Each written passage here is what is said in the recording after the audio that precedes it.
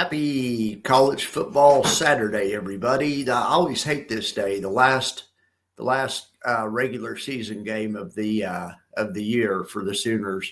Now, there's bowl games and everything. Maybe the Sooners will even get in the playoffs. I don't know. Anyway, I do know that we have to beat LSU to get in the playoffs.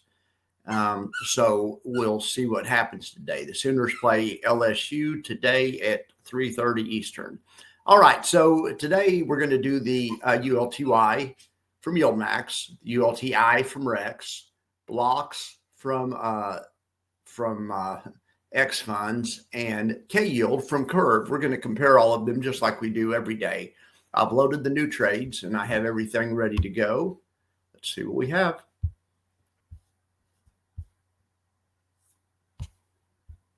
First of all, it's Saturday morning. Let's take a live look in on Bitcoin and see how it's doing. It looks like it's sold off a little bit.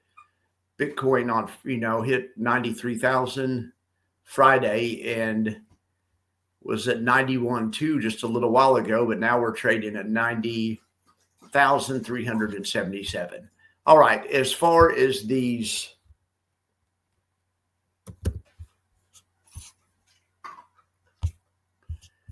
As far as the market as a whole, here's a daily chart of the SPY. That looks really good. Here's a daily chart of the Qs. This looks really good. All right, now let's check out a daily chart of ULTY. ULTI or ULTY from YieldMax is going the right direction, but it's still not back over its 200 period moving average on a total return basis. Let's check out Bloxs from X Funds. Same thing with Bloxs. It's going the right direction, but it's still has been in a major downtrend from the past month. Let's check out ULTI from Rex, the income max option strategy. Same story. They don't have a 200 period moving average because it's too new, but they would be under it if they did have one. And let's check out KYLD from Curve. They're all going the right direction, but they're all still pretty much in a downtrend. Okay, so now let's go to the individual holdings and trades and everything. Okay, so ULTY has 1.39 billion under management right now. ULTI has 6.5 million. KYLD has 4.75. It's a shame that doesn't have more. Hopefully it will soon. And then we have Bloxs with almost 188 million under management. On Friday, the results on Friday were ULTY was up 0.75 of a point. Bloxs was up 1.5. ULTI from Rex was up 1.2. And KYLD was the winner on the day, up 1.93. And KYLD was up more than the other funds we track also for comparison purposes. We really like to look at this QLDY, and it was up 1.05. WPay was up 1.2. It was a good day for the whole sector. As far as total return since inception, and since inception, I mean since the inception of Bloxs, or since the inception of ULTI and KYLD. They came out on October 31st. Since inception, total return, KYLD is doing the best. It's only down 7.3%. That's not too bad.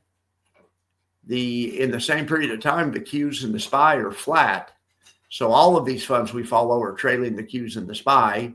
ULTI is trailing the worst. It's down 27.4. Bloxs is down 18.5. ULTY from YieldMax is down 13.4. So yeah, so far KYLD has been the star, and that's why I'm kind of surprised that KYLD has the least assets under management of any of these. But like I say, I think that will change soon. So now let's drill down on the individual funds. We'll start with YieldMax's ULTY. They didn't have any changes. They maintained all their stock positions. Everything was the same. Now they may have changed the weightings a little bit, but they didn't even have any major changes in the weightings. I've added a column that shows how much the individual stock was up for the day. So, for instance, 5.2% of the portfolio is in Broadcom, and Broadcom was up 1.36 for the day. Alphabet has about 4.5% of the portfolio, and Alphabet was flat on the day. Anyway, you could roll that forward and see how they all did. Circle was our best performing fund of the day. It was up 10% and comprises 3.77% of the portfolio. The weighted average of the stocks in the portfolio was a positive 1.4. ULTI actually returned 0.75 point, so that's pretty darn good. We could see the ULTY option positions here. On Alcoa, they have on a 3-leg collar. On Analog Devices, they have on a 3-leg collar, but on Broadcom, they're just running a 2-leg collar. So I actually put some of the trades into option strat. I did this the other day and I forgot to show them to you. These 4 trades right here were from Wednesday before the holiday. So, but they still have them on today. And so, or they still had them on as of the close on Friday. So we can look at a couple of them and we can kind of see, like on Teradyne, they have on the 2-leg collar. Let's look at that.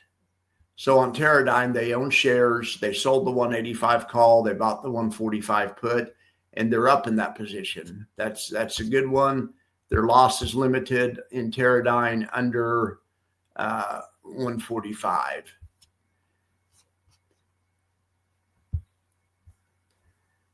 In gold, this one's really worked out. They have on a position in gold. Now, this is a 3-leg collar. They sold a call, sold a put, and then they bought twice as many. Or actually, they didn't buy twice as many. This is a 3-leg call. Well, this is just a 3-leg strategy. It's actually not collarized. They can lose all the way down to 0 in this one. But in any event, they've sold a call, they sold a put, and then they bought an out of the money put. But they didn't buy the out of the money put twice. If they buy the out of the money put twice, if this would have said 26.40, they would have been in a 3-leg collar. This is just a 3-leg option overlay.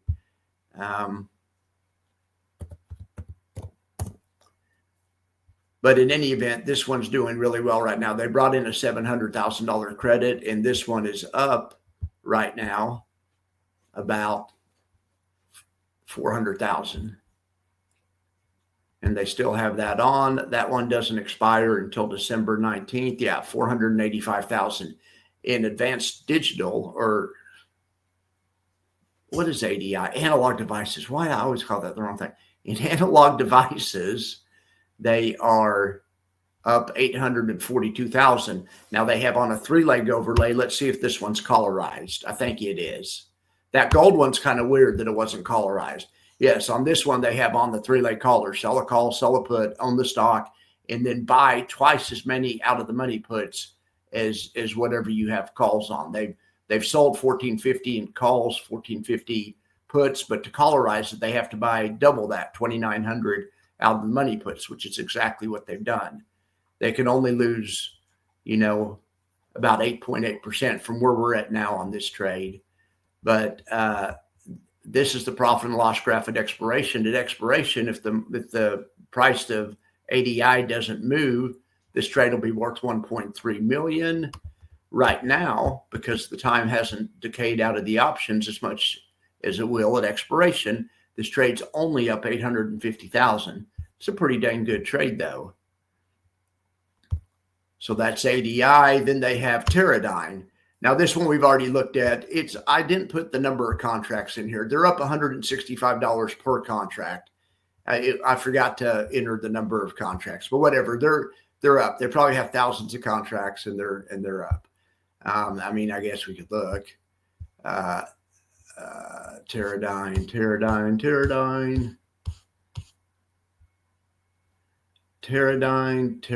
So they have a 2-leg collar, sold a call, bought a put, and they did it 1,932 times. So let's just go fix this really quick. 100 option prices are in 100, just like dog years are in 7s. Same concept. All right. Yeah, so here they are, up 300,000 or 400,000 right now on this little 2-leg collar. So it's 165 a contract that they're up, plus whatever this is. This trade brought in $1 million credit. That goes to pay the distribution to shareholders. All right, and then we have SCSO. This one's up 178,000. Southern Copper.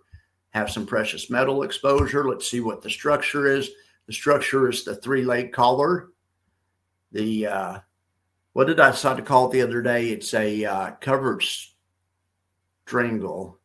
It's a covered strangle collar. Anyway, it's a covered strangle because it's a covered strangle.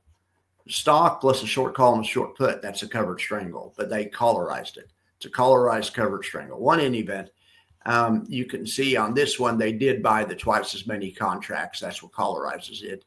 The twice as many out of the money contracts. But they're up right now around 145,000. They still have room on the upside if this thing keeps moving up. Of course, if this thing goes down, they'll lose money. You know, that's why I always say these covered calls are they're bullish strategies. So you want the market to go up. None of the covered call funds, not even triple QI, will do well if the market drops 20%. I mean, it's the way it is. These are all bullish strategies. All right, so that's it for ULTY. On the other ones, I'm not going to show the option trades. I don't think I have any programmed in. We might talk about them, but I will whenever one of the other funds puts on a new or an interesting option trade, I'll put it in option strat and we'll keep track of it.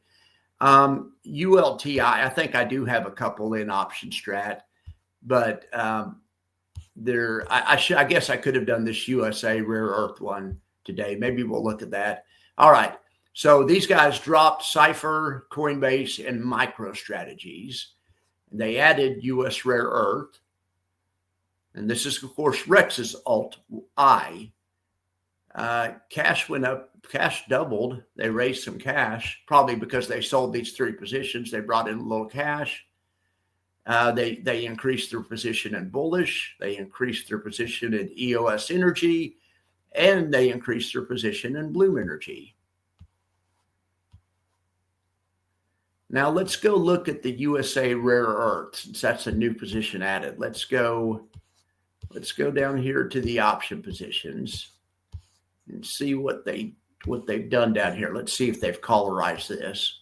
They have a 4-leg overlay. Sometimes they just collarized. Sometimes it isn't collarized.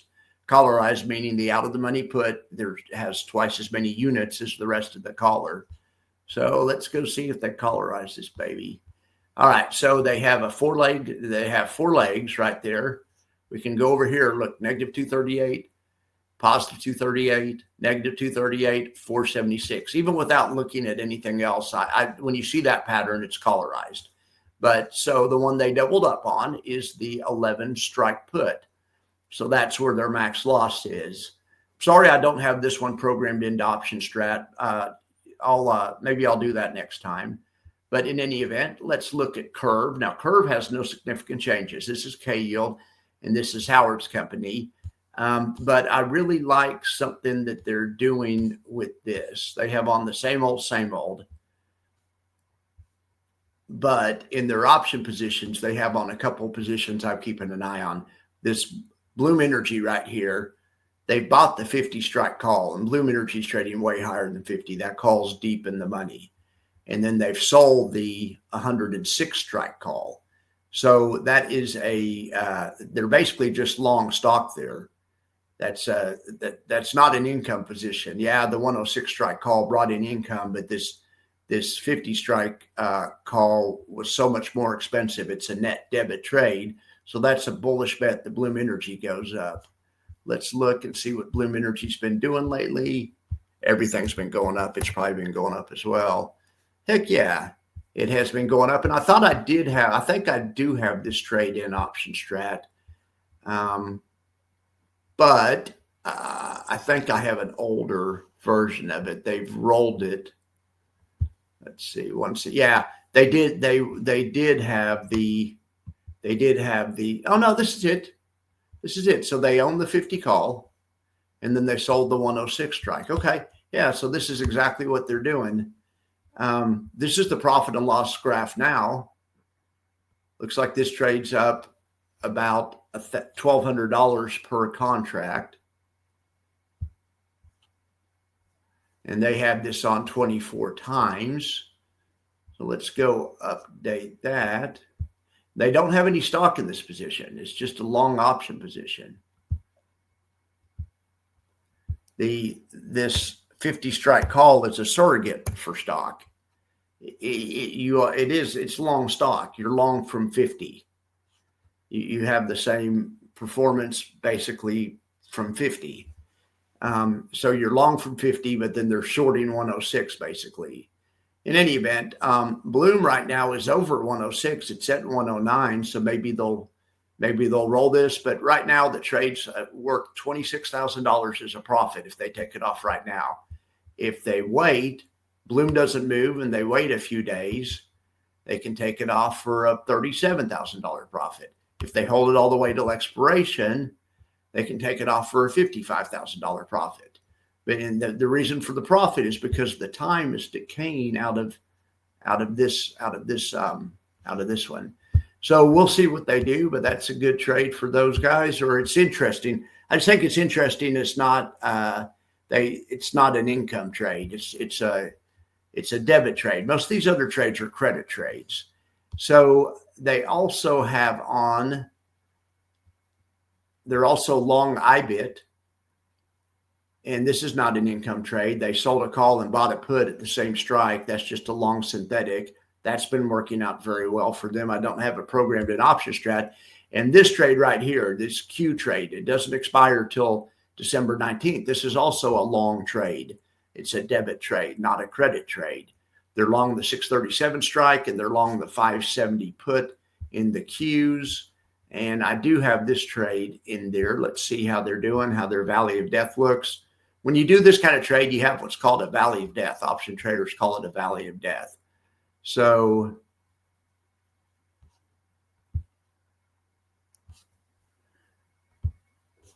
that's the valley of death right there. They either want prices to go up over the top strike, 637, by December 19th, or down under 570, the put strike. If prices don't get there by December 19th, this position loses $1,400 per contract. And they have this on 27 times. So let me update that.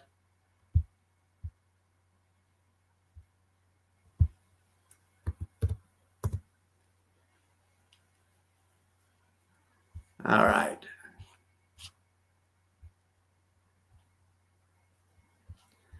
So they would actually be down 36 or 38. I can't read that. What does that say? 38,000 by expiration. If the Q price stays in this valley of death, you're going to lose 38,000. This is a long volatility trade. They're betting on volatility to increase. So let's look at what they're down now. The valley of death at this point in time looks like this. They need to get over about 641 or under about 566. If it happens right away, if it goes a few more days, it spreads out. Depends on how fast it gets there. But right now, this is their valley of death. They're down 22,000, and they want prices to explode one way or the other. Also, when you buy options, you're long volatility. So if the implied volatility goes up, like if the VIX spikes, let's say the VIX spikes and goes up 50%, that would take this roughly from 22 to 33. Let's see what that would do. So if that happened, it would almost erase the valley of death. Okay. If that happened and then say stocks moved down 7% at the same time or something, this trade would be worth $14,000. If VIX went up and the market moved up 2% or something, this would be a $10,000 winner. If VIX goes up enough, they can make it where there is no valley of death. That's what this trade is. This is a hedge fund. This is a hedge fund style trade. There's no other. Sorry, Jackson. I just kicked Jackson. I'm sorry, buddy. Jackson, do you want a treat? I'm sorry I kicked you. I didn't mean to kick you. I didn't kick him hard. Do you want a treat, buddy? I think you deserve a treat. All right, come here.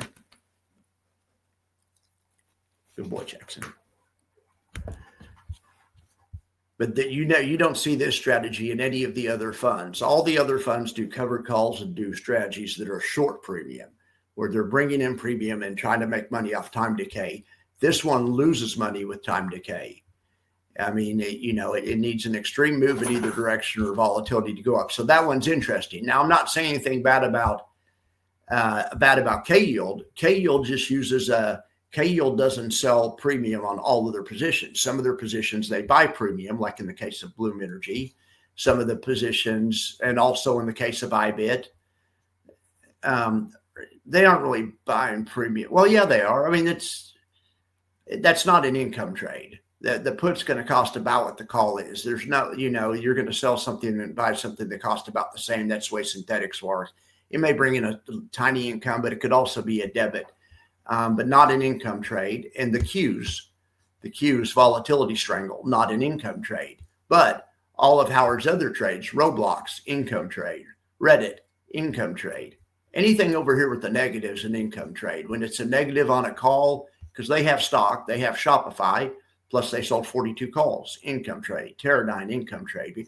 So Howard uses kind of not a synthetic, but just a holistic approach. He buys premium some places, he sells premium other places. That doesn't happen in any of these other funds that I know of, or at least not on a regular basis.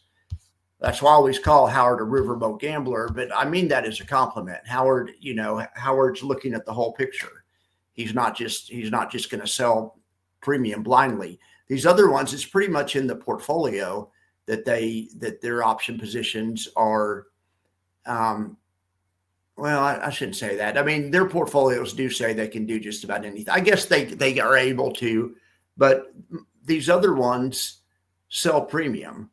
Like ULTY, there's not a single trade in there that is a debit. All of those trades are premium, and all of those trades bring in time decay. They're positive theta, and that's the way that most income funds are structured. Howard's overall portfolio is positive theta. His overall portfolio brings in theta decay, or takes advantage of time decay. But in individual positions, he may take a shot at, just a directional shot. If you guys remember whenever KYLD, the first day it came out, they just bought a call option on Amazon. That's not a credit trade. There's no time decay. You're fighting time decay in that one. That one's also, you could call that one long volatility. It's not a long volatility spread like the strangle thing I just showed you is, but it's long. You're buying premium, you're taking a directional shot. And Howard was right on that one. Amazon made earnings the next day, and they took that off and Amazon went up a bunch, and they took that off for a huge profit. So KYLD, in a lot of ways, KYLD's a really interesting fund. I'm starting to like it more and more the more I see of it. And I really think it's just a shame it only has 4.7 million under management. All right. Let's go here to Rex. They put I guess that's right, Rex. It's not called the blockchain shares, though. It's called income. It's the income shares or something. Anyway, don't worry about that. Sorry, I'll work on the AI. I do think it's cool how we can see the daily change when we're looking at these. So like you can see that HUD-8 was 6.5% of the portfolio, and it was up 6 basis points the other day. Well, that's a good move, Rex. Rex caught the Cypher mining move also. Rex also caught Riot Platforms going way up. NVIDIA hurt him a little bit, but whatever. I mean, you can't win them all. Look at this Bitfarms is up 12.2%. You add all these up by what their weighting was, and their average stock was up 1.7. And this isn't Rex, this is Bloxs. Gosh darn it. And Bloxs caught 1.48% of it. All right. Here's Bloxs' individual positions. These guys own stock and sell put spreads on individual stocks. And what they do on ETFs that hold the broad market, like ETHA, they sell call spreads. On Fidelity, FBTC, they sell call spreads. And on HODL, HODL, they don't do anything. They're just straight long on HODL, no options, just stock. So they have call spreads on ETHA and FBTC, but everything else is lightning spreads, stock plus a short put spread. But this is another example. This portfolio right here, every position is bringing in time decay. Every position on this portfolio is done for a credit. And like I say, that's more typical of the way these work. Okay, so in any event, that's Bloxs. Okay, so that's it for the for the show. Anyway, let me show you guys something else. I was answering something on Twitter and it wouldn't post, but I want to talk just generally about these funds.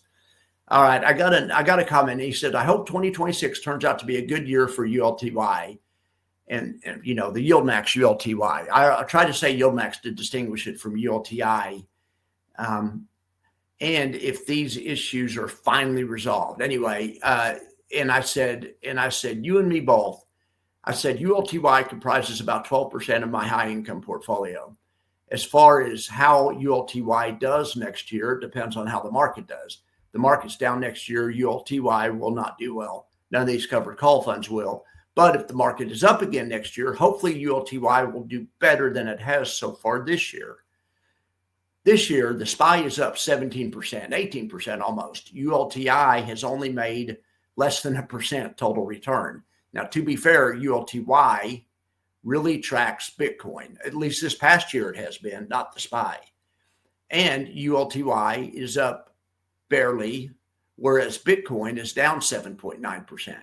I think a lot of people don't realize this. This is basically a Bitcoin fund, and it's beating Bitcoin. Anyway, so ULTY is outperforming Bitcoin year to date, which is fine, I guess. But I'm hoping the new changes make ULTY competitive with the broader market.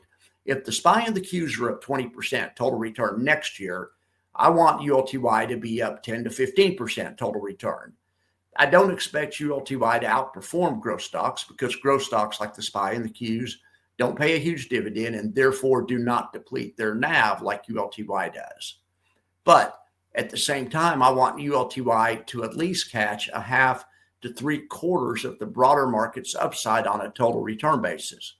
Hopefully the market will be up 40% next year and ULTY will be up 25 or 30%. The better the market does, the better ULTY should do. This past year, the Yield Max managers were all in on BTC, and that's why ULTY did so well this summer during the BTC ramp.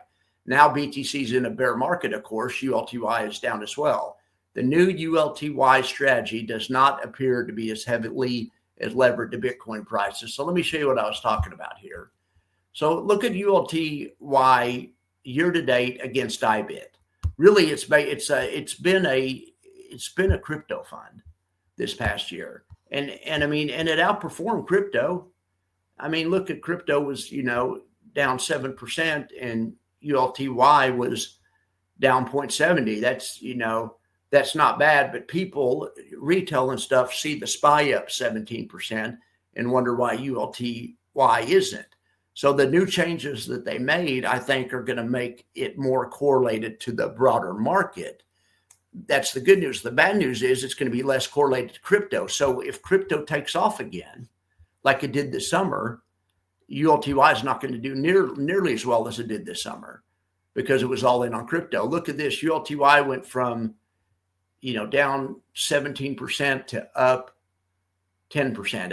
ULTY made a 27% total return improvement. Now, at the same time, of course, IBIT was up like 50 to 60%. So, but IBIT doesn't pay a dividend. That's the only difference. I mean, it really is. That's the only difference. So anyway, I have high hopes for it next year also, but I think the new build that they made, they're going to try to track the broader market a little more. So let's look at the broader market. And, they were doing a fine job of tracking the broader market for a while, but then when Bitcoin, they're all in on Bitcoin, and they got killed when Bitcoin sold off.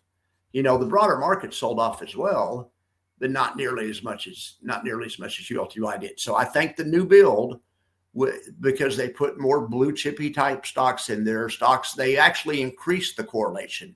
The old build was totally uncorrelated with each other. So they had, a hot mess of stocks that were all going different directions. Well, and retail spoke, and retail wants what retail wants, but whatever. So what they've done with the new build is they've made it where it should be more correlated to the broader market. So if this was next year, I would expect ULTY's total return to be up, 12 to 15%, where if the market's up 17.8%, it should catch a percentage of it. There's no such thing as free money, so it's not going to be up more than the market, and pay you a yield. I mean, that's, but the yield, but it should at least track it better, I think, is what I'm hoping. And if we have a blowout year where the market's up 50% or something, I think ULTI will be up 30%, on a total return basis. So that's kind of what I'm looking for. That is what I'm looking for. All right, guys. Well, I hope you have a great day. I'm going to go watch my Sooners. I'm going to take Jax for a walk, and I'll be back in touch later. I'm going to do the top 20 Max Factor show at some point today also and release that in case you guys want to see what. And I'm talking the top 20 overall Max Factor. I'll release that, and then we'll have a top 20, and then we'll have a daily factor show tonight at 8, just like we do every night. And it'll probably be, I'm probably going to do SPY and Qs. I like to have SPY Saturday night. We're going to run all the SPY things against each other and see which ones are doing best in SPY land. All right, guys. Well, thank you very much, and I hope you have a good day. I'll talk to you later.